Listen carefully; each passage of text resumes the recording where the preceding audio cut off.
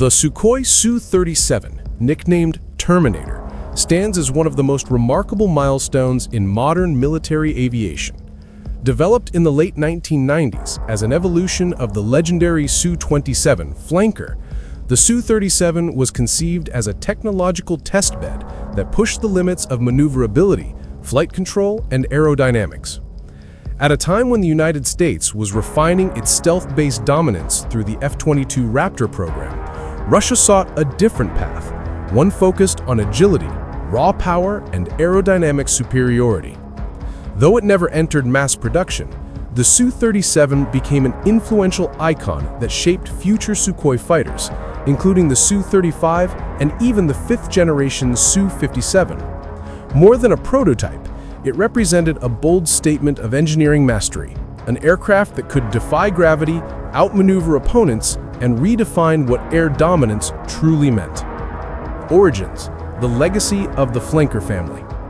To understand the Su-37, one must first revisit its predecessor, the Su-27 flanker, developed during the Cold War to counter the American F-15 Eagle. The Su-27 was a masterpiece of balance, long-range capability, heavy payload, and outstanding agility.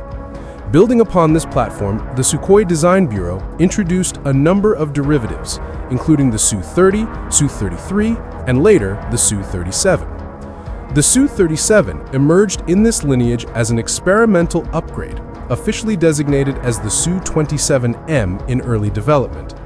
Its mission was clear: to serve as a test platform for thrust vectoring technology, advanced flight controls, and next-generation avionics.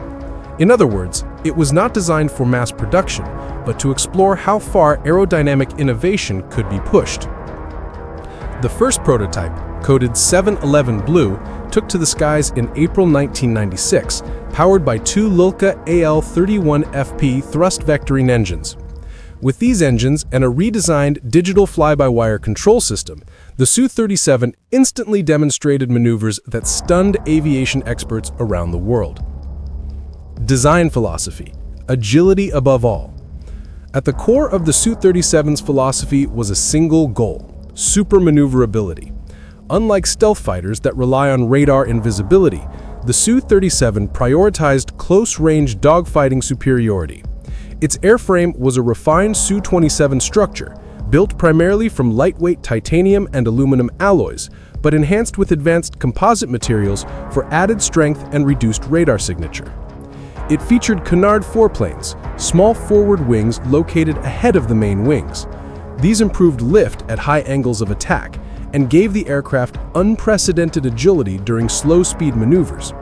Combined with a digital flight control system that automatically optimized control surfaces, the aircraft could perform precise and fluid movements even under extreme aerodynamic conditions.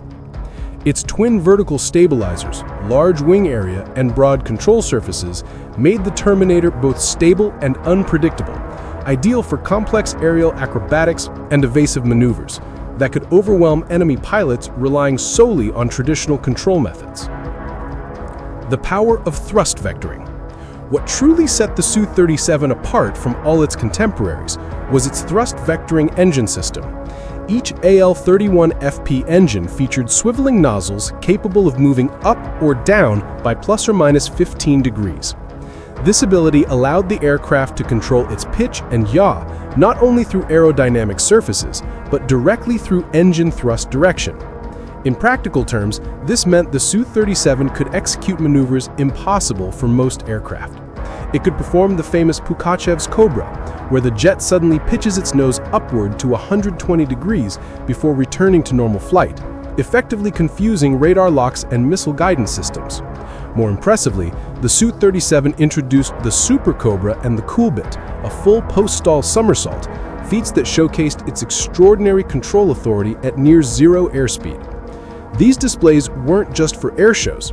They demonstrated the potential of a fighter capable of maintaining control beyond aerodynamic stall, giving pilots new tactical options in close combat. In a dogfight, where split-second agility determined survival, such maneuverability could mean the difference between victory and defeat. Avionics and cockpit systems. Beyond its aerodynamic wizardry, The Su-37 was equipped with advanced avionics that reflected Russia's growing sophistication in digital flight systems. The cockpit was fully modernized, featuring color multifunction displays, or MFDs, a significant leap from the analog dials of earlier flanker models. Its digital fly-by-wire system, developed by Sukhoi and integrated with the thrust vectoring control, allowed for seamless coordination between pilot input, control surfaces, and engine nozzles. This computer-assisted flight control meant that even highly complex maneuvers felt smooth and intuitive to the pilot. The aircraft also carried a phased array radar system, capable of tracking multiple targets simultaneously at long ranges. Combined with an integrated infrared search and track sensor, it provided a dual-layer detection capability that functioned even when electronic countermeasures were deployed. The Su-37 could engage targets with a wide range of air-to-air and air-to-ground weapons, including R-77 or AA-12 Adder, beyond visual range missiles, and R-33 or AA-11 Archer short-range infrared missiles. These systems collectively made it a formidable multi-role fighter, equally capable of interception, air superiority, and limited strike missions. Flight performance and technical specifications. In terms of raw performance, the Su-37 was among the most capable fighters of its time.